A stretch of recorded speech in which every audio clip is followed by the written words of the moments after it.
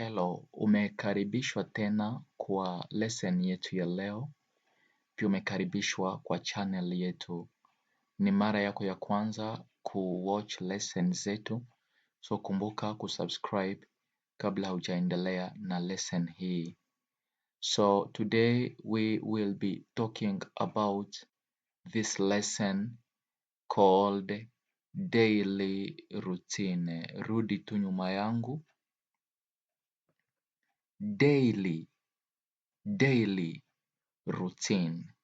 Tutapata nafasi ya kujua na kuelewa daily routine maana yake nini, wala inaimaanisha nini. So now, what is daily routine? Daily routine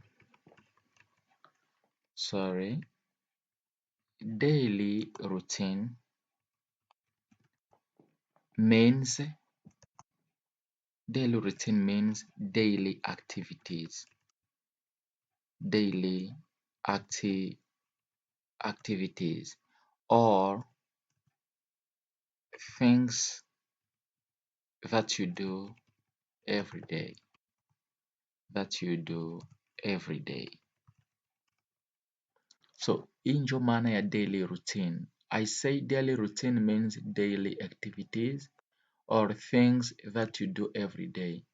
So maybe you don't know the meaning of daily. Labda hujui maana ya daily yenyewe. So daily means what? So daily means every day. Daily means every day. Kuna maombi tunakuwa tunafanya ya sala ya Baba yetu uliye mbinguni. Kuna mahali tunaomba tunasema give us today our daily bread. Hii ni mfano, niko na fasiria maana ya daily.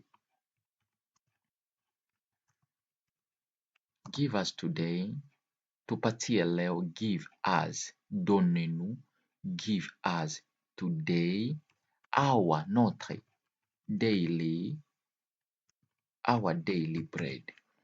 Give us means donnez-nous ama tupee. Today means leo, our, notre, yetu, our daily bread. Daily bread means the bread of every day. Tupatie, give us today, tupatie leo mkate wetu wa kila siku. Tupe leo mkate wetu wa kila siku, because bread means mkate. So wengine wanaita chakula chetu cha kila siku, but they say bread is mkate. So give us today our daily bread. So niko najaribu kuexplain the meaning of daily routine. So tayari tumeelewa maana ya daily. Daily means every day. So now daily routine means activities, or we can say activities or habits. Sometimes. Yeah. So now when we say daily routine means daily activities, means the activities that we do every day. Les activités que nous faisons chaque jour. Vitu wala mambo ambayo tunayafanya kila siku. This is the meaning of daily routine.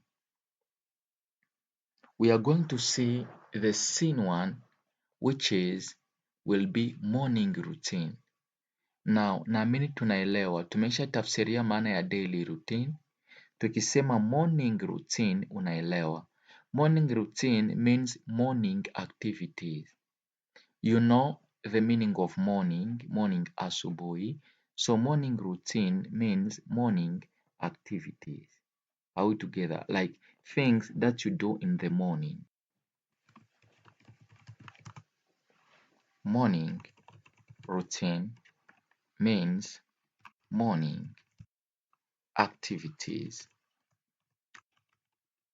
You can repeat after me, morning activities, or things that you do every morning. Vitu unavyovifanya kila asubuhi, or your morning activities. Good. This is the meaning of morning routine. So morning routine or morning activities. This is scene 1. Good morning, Tom. So this is mom. Mom greets Tom. You know the meaning of to greet? To greet, that is kusalimia, saliwe. So mom greets Tom. Good morning, Tom. Okay.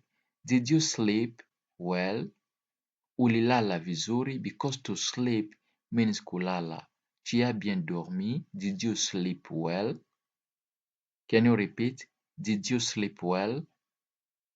Again, did you sleep well? Okay. Now Tom anajibu, good morning mom. Yes, I did.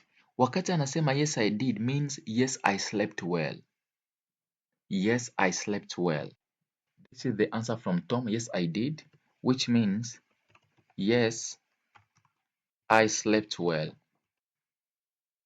So pahali Tom arudilie ndiyo. Okay, yes, I slept well. Yeye anasema tu yes, I did kwa sababu question inaanza did you, inaanza na did.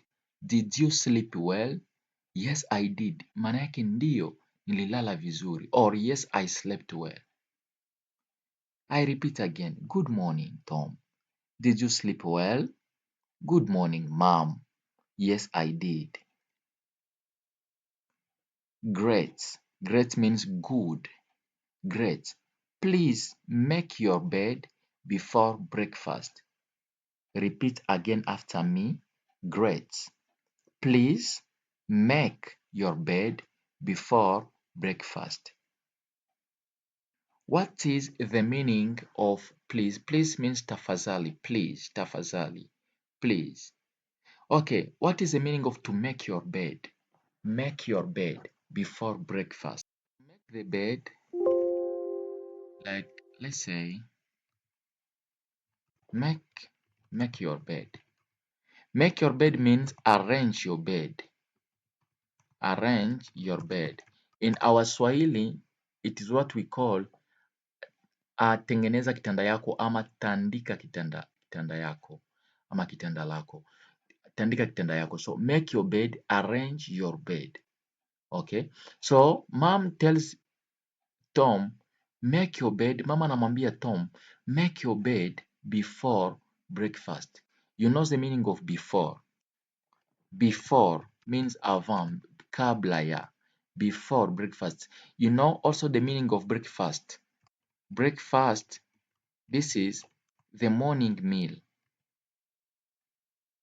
Meal is the morning meal. Repas ya matin, chakula ya asubuhi ya matin. Chakula ya asubuhi. This is breakfast, morning meal.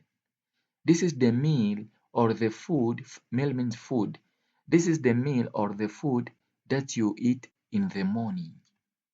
So now, mama anamwambia Tom, please make your bed before breakfast. Okay, I will do it now. I'll ni kifupi ya I will, or I'll do it now. Repeat after me. Okay, I'll do it now. I'll do it now.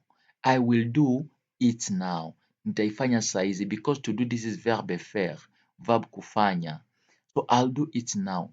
Now means saizi. I will do it now. Means I will make my bed now. So now dad now comes. Daddy anakuja, nasema Tom, can you also feed Max while you are at it? You repeat again. Can you also feed Max while you are at it? So now, can you, unaweza pia, also means pia too. Can you also feed? What is the meaning of to feed? To feed means in Swahili kulisha, nourrir, kulisha. Can you feed Max? Here we have the verb to feed. For example, you can say I feed my baby every day. Usiseme ya kwamba I eat my baby, no. Ukisema I eat my baby inakuwa mambo mengine, because to eat means kukula. To eat means kukula, manger, but to feed means kukulisha. Okay, nourrir. So I feed my baby every day. Okay, but to eat, ça c'est manger. Don't say I eat my baby. You cannot eat your baby. Kama unasema I eat my baby, maanake wewe labda ni mchawi. Can you eat your baby? No, but we say I feed my baby every day. So now daddy asks Tom to feed Max. So what is Max? So Max hii siyo jina ya mtu. Max ni jina ya pet. Pet maana yake nini? Inaweza kuwa sha, like pussy. Okay? Max ni jina ya pussy. Pussy yao wanaipatia jina ya Max. So now, can you also feed Max while means tandiski, wakati you are at it. You are at it means wakati uko natandika kitanda. So daddy hataki arudilie hii phrase ya to make the bed, but anasema can you also feed Max while you are at it, or can you also feed Max while you are making your bed? Sijui kama tunaelewa. Acha nirudilie. Can you also feed Max? Tunasema Max ni jina ya pussy. Pussy yao wanapatia pussy in English means cat. Sasa wanapatia jina ya Max. Can you also feed Max while you are at it? Sawasawa na hii conversation yetu, hii dialogue inaimaanisha can you also feed Max while you are making your bed. Sasa hapa dad hakupenda arudilie hii mambo yote ya kumake bed. So anasema tu can you also feed Max while you are making your bed, or can you also feed Max while you are at it, means while you are making bed. Because remember, mom told Tom to make his bed before breakfast. Sure dad. Sure means all right. Sure dad. All right dad. D'accord. D'accord papa. Sure dad. All right dad. Max is always hungry. Max is always means toujours, kila mara. So Max is always hungry manake njaa. So Max is always hungry in the morning. Like for example, you can say my baby is always hungry in the morning. Mtoto wangu anakuwa kila mara njaa asubuhi. My baby is always hungry in the morning. Don't forget, this is mom, don't forget to wash your hands before breakfast. Don't forget. Don't forget, usisahau. To forget means kusahau, oublier. So anasema don't forget maana yake usisahau. Don't forget to wash. She knows the meaning of to wash the hand. To wash means to clean. Kuwash. Okay? To wash your hands. You know the meaning of hands?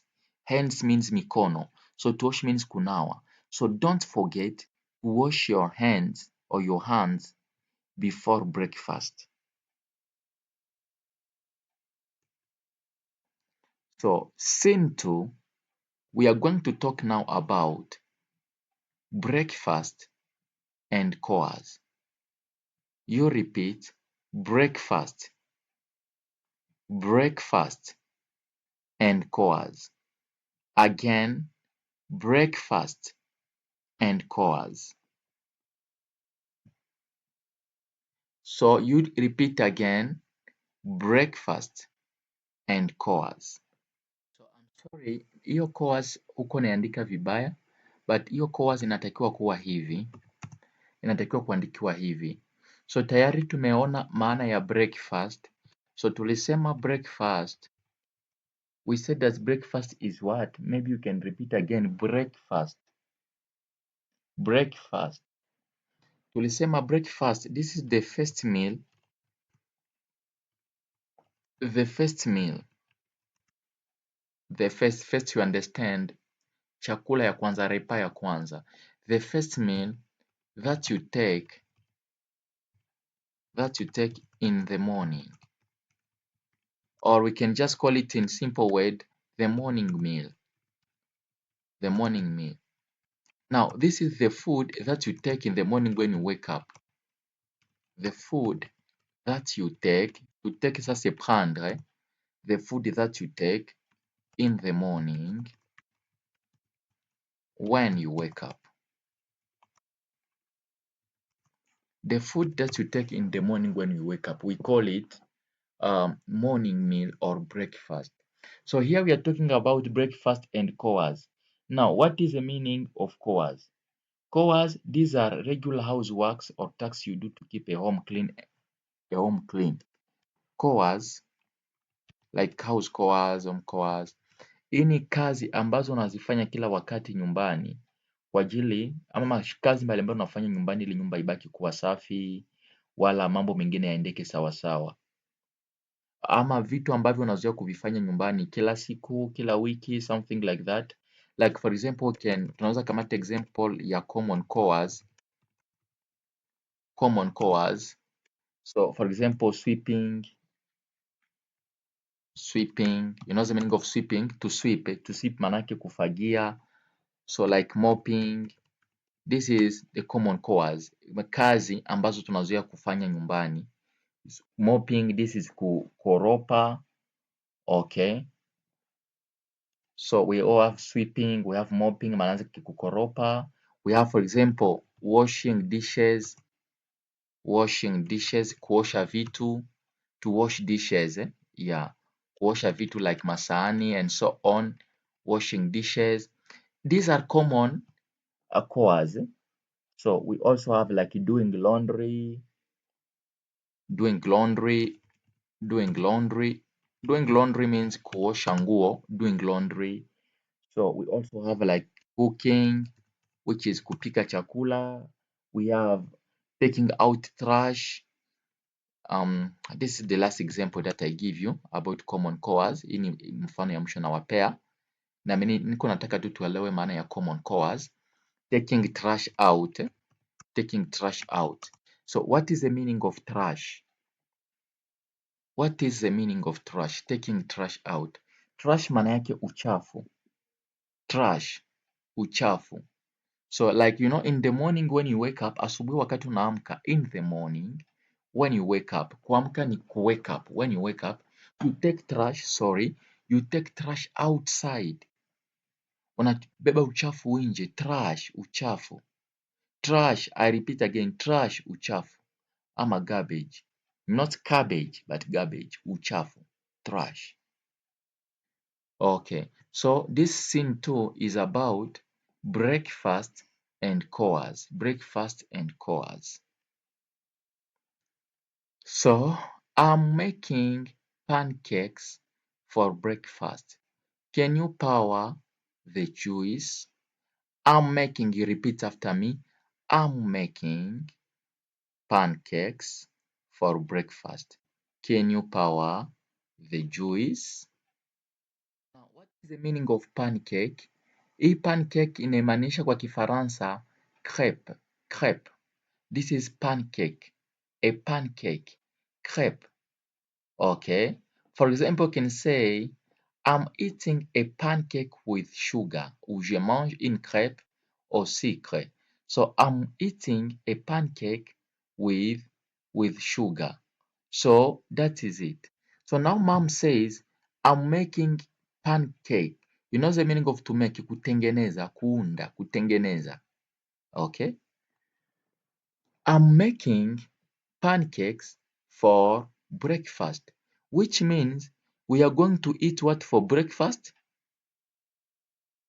We are going to eat pancakes for breakfast.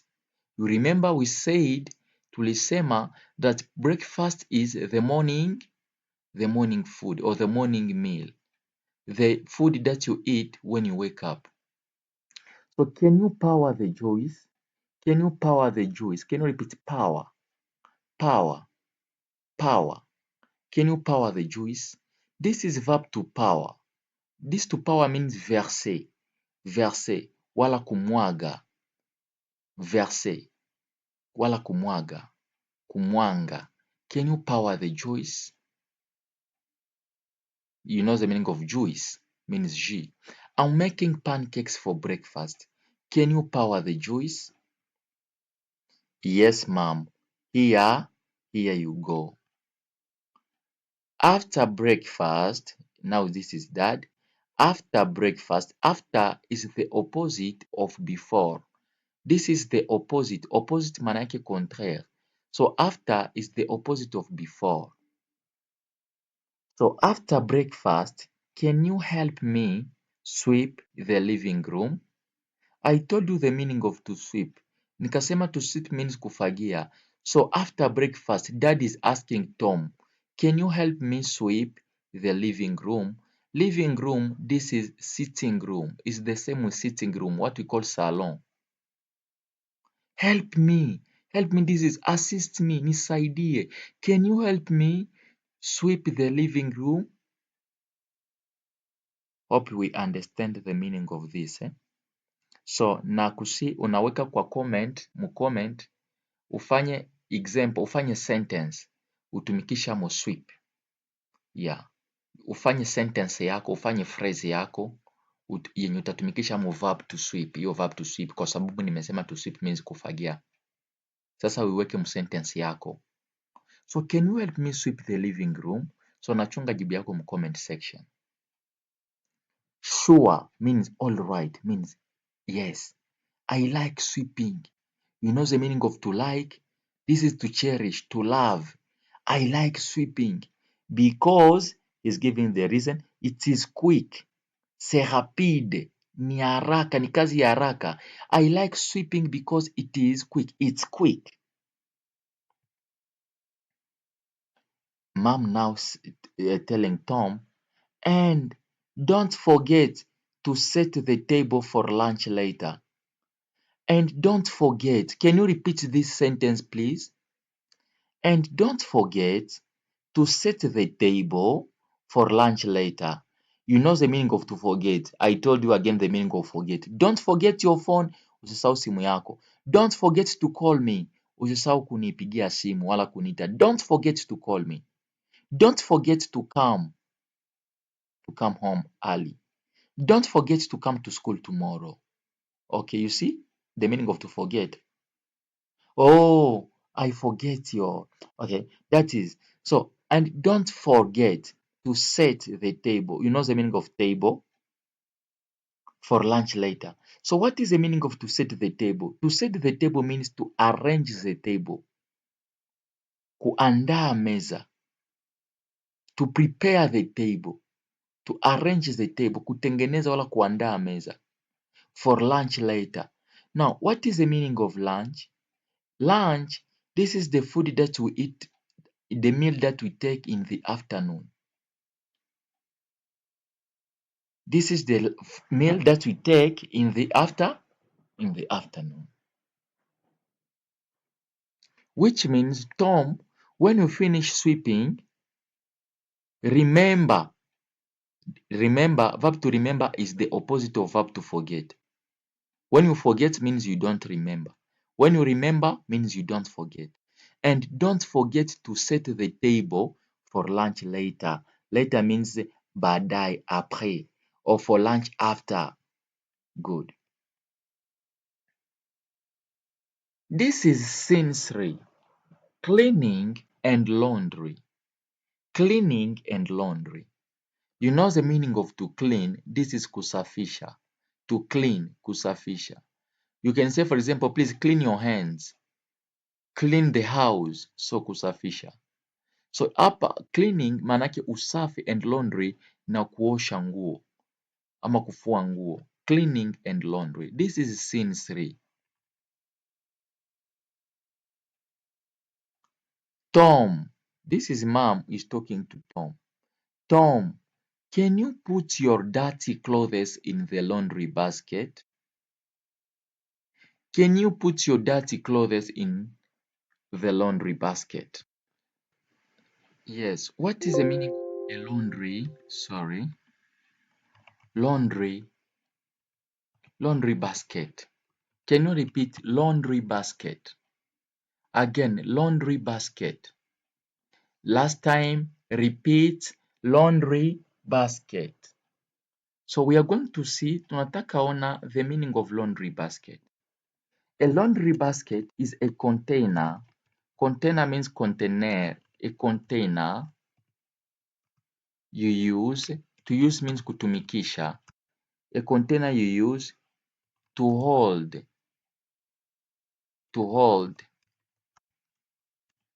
dirty clothes. You know the meaning of dirty. Dirty means uchafu. So dirty clothes means manguo za uchafu. Manguo zichafu. Because clothes means manguo. So dirty clothes, manguo zichafu.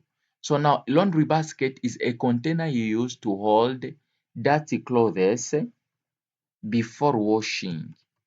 You remember the meaning of to wash? Mbele ya kuziosha, mbele ya kuzifua. So hiyo basket, hiyo is it kitunga? Hiyo nafasi unawekea manguo zako za uchafu. Kunapeletia manguo zako za uchafu mbele ya kuziosha. So and also vile vile ni it is also a laundry basket is also a container used to hold dirty clothes after before washing or the okay, acha niandike ingine tu hapa chini. We say number one, laundry basket is a container used to hold dirty clothes before washing. Maana yake ya pili is a container you use to hold, yenye unakuwa naweka hemo ndani clean, you use to hold clothes, tuandike tu clothes, mavazi after cleaning. Ni kusema tu hiyo nafasi, hiyo kitu ambayo unaweka hamo manguo yako kabla ya kuosha na baada ya kuosha, ile container we call it laundry basket. Inakuwa moja kama kitunga hivi, unaweka hemo ndani manguo za uchafu, wale ukishamaliza osha unaanua, unaweka pia hemo ndani. We call it a laundry basket. So mom is talking to Tom. Tom, can you put your dirty clothes, to put sasa mettre, kuweka, kutia. Can you put your dirty clothes in the laundry basket? Hizi maphrase tunakuwa tunajifunza ni za kumemorize. Memorize nazo. Nikisoma urudilie hata mara pili na uchukue notebook yako uandike. Pia tunakumbusha kama bado hujasubscribe ku channel yetu, haujajiabone bado, ni muda ya kujiabone. Itakusaidia, pia itatusaidia pia. Okay, yes ma'am, I'll do it now. Nilisema I'll maana yake I will. I'll do it now means I will do it now. Now means sasa hivi, mena. After that, let's fold the clean clothes together. I repeat, after that, let's fold the clean clothes together. So you know the meaning of together. Together means ensemble, pamoja. You know the meaning of clothes. You know the meaning of clean clothes. What is the meaning of clean clothes? Maana yake manguo zenye ziko safi. Clean clothes. Like clean clothes. So the opposite of clean clothes, ou le contraire de ça, the opposite of clean clothes, it is what? It is dirty clothes. Dirty clothes. Clean clothes, dirty clothes. You understand? So now here we have the verb to fold. The verb to fold. Let's fold. To fold means kukunja. Okay? Kukunja. Unaweza kunja manguo. So after that, let's fold the clean clothes. Baada ya hapo, tukunje mavazi safi pamoja. So let's fold the clean clothes together. So to fold means kukunja. Unaweza kunja mavazi, hata unaweza kunja mikono ya kufunga mikono. So fold your hands, croiser, ile inakuwa mcroiser les bras. So fold the clothes, hiyo inakuwa kukunja manguo. So you see, you can even fold the paper, sans ya plier, des choses pareilles. So now, after that, let's fold the clean clothes together. Okay, I like folding the towels. You repeat, I like folding the towels. They are soft. You know the meaning of towels. I like folding. J'aime. You know already the fold. Explain tena benye nisha explain. Yeah. So I like folding the towels. So towels hii ni ma-essuie-mains. Hii kitambaa tunatumia kwa kupanguza mikono wala kujipanguza baada ya kunawa mwili. So we call them towels. You repeat, towels. Towels. They are soft. Soft maana yake laini. They are soft. So I like folding the towels. Can you repeat? I like folding the towels. Repeat again. I like folding the towels. They are soft. Repeat again. For the last time. Okay. I like folding the towels. They are soft. Correct. Dad is talking to Tom now. I'll help means I will help water the plant outside. Here we have the verb to water. Hii water haiko water ya maji, but hii water ni water ya verb to water. I will help water the plants outside. We know the meaning of plants. Even in French it is plant. In Swahili mimea. So I'll help you water. Water now means arrose, kumwagia maji. So I'll help you water the plants outside. You know the meaning of outside. Please, if you know the meaning of outside, you tell me in the comment what is the opposite of outside. Then you write in the comment the opposite of outside is. Sitakupatia jibu, but utanipea jibu mu comment section. Uniambie opposite ya outside. Okay, would you like to come with me? To come, you understand the meaning of to come. If you like to come with me, to do what? To water the plants. Yes. Let's water the flowers. Can you repeat? Let's water the flowers. You know the meaning of flowers means fleur, maua. Let's water the flowers and the garden. Garden, jardin. Okay. So let's water. Let's water. Let's water the flowers and the garden. Scene 4. Playtime and pet care. Playtime and pet care. Do you know the meaning of playtime? This is the time to play. The time to play. Play means jouer. So playtime means the time to play. Pet care means kukamata care, kuprendre soin ya kitu kama vile imbwa, kama vile pusi. So njo zinaitwa mapet. Okay? Playtime and pet care. So Tom is saying, can I play with Max? Remember, I told you that Max is the name of the cat. Max is the name of the cat. So wao walipatia jina ya cat yao jina ya Max. Can I play with Max in the yard now? Okay. Tom wants to know if he can play with Max or with the cat. Mom says sure, means it's okay. Sure. Don't say sure. No, not see. No, sure means it's okay. All right. But remember, I told you the opposite of to remember is to forget. But remember means don't forget to close the gate. You know the meaning of gate? Gate means portail. The gate. Mlango ya nini? Ya boma. So, but remember to close the gate so he doesn't run away. So if you don't close the gate, If you don't close the gate, Max, which is the cat, ambayo ni pussy cat, will run away. You know the meaning of to run away? Kukimbia ama kutoroka. Kutoroka. So if you don't close the door, if you don't close the gate, so Max will run away. That's why, c'est pourquoi, remember to close the gate. Don't worry, mom. Don't worry, mom. Can you repeat that? Don't worry, mom. Just like mom usijali, usiwe na woga, usijali. Don't worry, mom. Okay? Repeat again. Don't worry, mom. Max loves playing fetch. Max loves playing fetch. You know the meaning of this game? Playing fetch. It means ni kama vile unatupa kitu, anaenda kuichukua, kisha nayo pia inatupa kitu, naenda kuchukua. So ni aina ya game. So Max loves playing fetch. So dad says, I'll join you in a few minutes. We know the meaning of to join. I will join you in a few minutes. A few minutes means dakika kidogo, a few. Dakika chache. I will join you in a few minutes.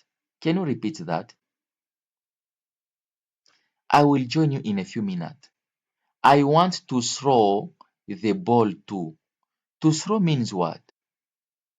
I want to throw the ball. To throw, this is to cast or kutupa, jeter. Ball means ballon, okay? To also. So I will join you in a few minutes. I want to throw. Can you repeat to throw? Okay, the ball too. Tom, yeah. Let's see who can throw it the farthest.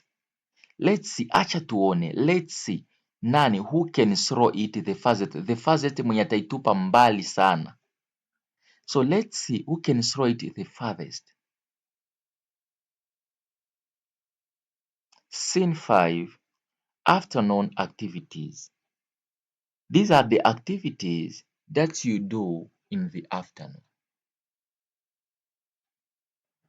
Mom says it is almost lunchtime. Almost means nearly ou presque. C'est presque. So it is almost lunchtime. Lunch, I told you that lunch, this is the food that we take in the afternoon or the afternoon meal. So it's almost the lunch time for lunch. Can you help me prepare sandwiches? You know the meaning of a sandwich is a kind of bread. Can you help me prepare? Not prepare, no. Can you help me prepare sandwiches? Of course means sure, means all right, of course. I can spread the peanut butter. Of course, I can spread the peanut butter. So this to spread means what? This to spread means to smear. Kupakaa kitu surface ya kitu ingine. Like I can spread the, okay, I can spread the peanut butter. So like you know when you take a sandwich like a bread, so you take now the peanut butter. Peanut butter is like what we call here in Uganda binyebwa, okay? Binyebwa or you know kalanga. Is it kalanga? Yes. Imesha kupondewa kisha kama imekalangiwa kwanza kisha wameponda, okay? So kisha inakuwa kama vile ya maji maji, sijui wanaweka humo ndani nini. So hiyo wanakuwa naiweka kwa kumkate. This peanut butter. So they put it on bread. So you can eat it with bread.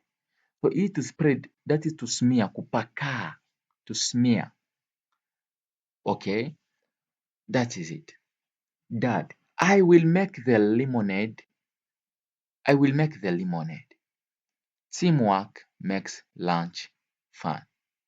Teamwork, you know the meaning of teamwork. When you are working together, you are working as a team, makes lunch fun.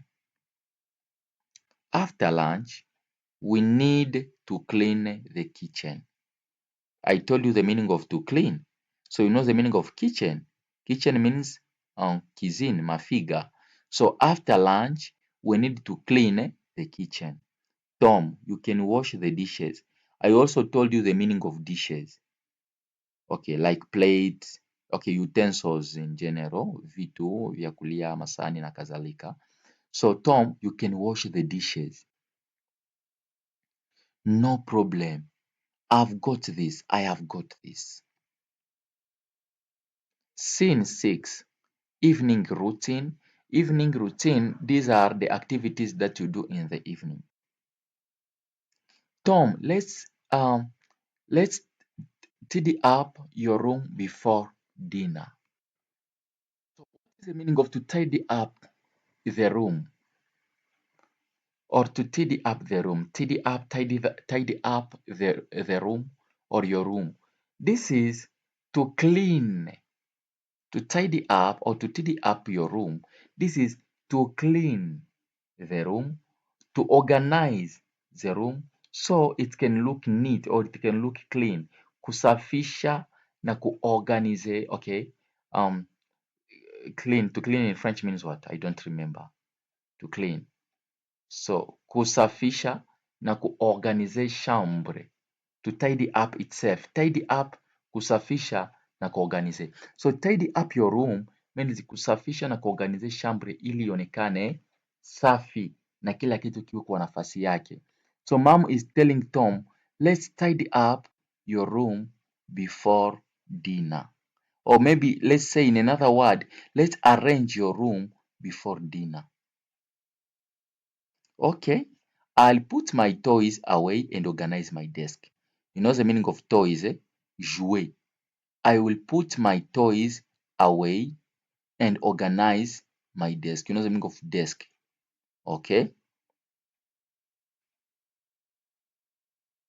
Don't forget to take Max out for his evening walk. Evening walk, you understand, you know the meaning of walk. To walk means marcher. So evening walk, you understand it. So don't forget to take Max out for his evening walk. I will take him means I will take Max. Max loves walks. Max anataka kutembea. So Max loves walks. After dinner, dinner now, this is the meal that you take in the evening. After dinner, we will read a story together before bedtime. Means before time for bed, before sleeping. That sounds nice. I love story time. I love story time means I love time for stories.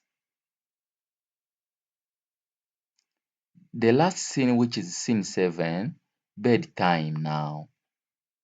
Time for bed. Time for bed. Tom, did you finish all your chores? You see, did you finish? This sentence is in past tense. You know the meaning of to finish, kumaliza. So did you finish all your chores? I told you that chores, this means kazi za nyumbani. Kazi za kila siku za nyumbani. Like I gave you the example like sweeping the house, mopping the house, cooking, and so on. These are house chores or home chores. So now, Tom, did you finish all your chores? Yes, ma'am. Everything is done. Means everything is finished. Everything is done. Good job today. You helped a lot. Thanks, Dad. Good night, Mom and Dad. Good night, Tom. Sleep well. You know the meaning of to sleep well?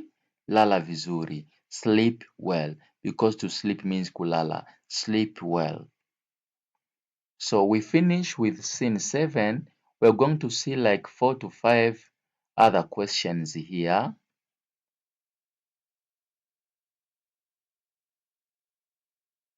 What time do you wake up? You know the meaning of wake up. To wake up, this is kuamuka. So what time? I want to know the time that you wake up. You can say, for example, I wake up at 7:30. This is AM, hii ni asubuhi. Kama unalamka 7:30, you can say I wake up at 7:30. What time do you go to school? I want to know the time you go to school. I go to school at 8 o'clock. I believe you understand this question also. What do you do after you wake up? What do you do after you wake up? After I wake up, so ici je vais savoir ce que tu fais ukishaamka. So after I wake up, I brush my teeth. You know the meaning of to brush? To brush ça c'est brosser, kuosha meno because teeth means meno. I brush my teeth. I take breakfast and then na kisha means and then then kisha and then I go to school. So thank you so much for watching this lesson, but also remember to subscribe. Before we finish, I'm going to ask you two questions. Nataka kukuuliza swali mbili zenye utajibia mu comment section. It is about daily routine. Swali ya kwanza nauliza, what time do you wake up? You can say for example, this is my answer, it is not your answer. Hii ni yangu. For example, I wake up at, and then you tell us the time. For example, for me, I say, I wake up at 9 o'clock. So now for you, give me the answer. What time do you wake up? You put the answer in the comment section. Question number 2, what time do you sleep? What time do you sleep? You answer in the comment section. And the last question,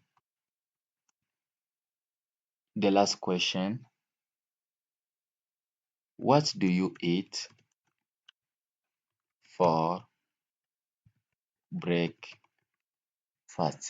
What do you eat for breakfast? Narudilia swali ya kwanza, what time do you wake up? Swali ya pili, what time do you sleep? Swali ya tatu, what do you eat for breakfast? So you put your answers in the comment section. So also, if you have a question, you can ask it. If you have a question, you can ask it. And maybe if you want to connect with me on WhatsApp, you can use my number. Maybe you want to ask me a question on WhatsApp. This is my WhatsApp number, +256 77 89 80 363.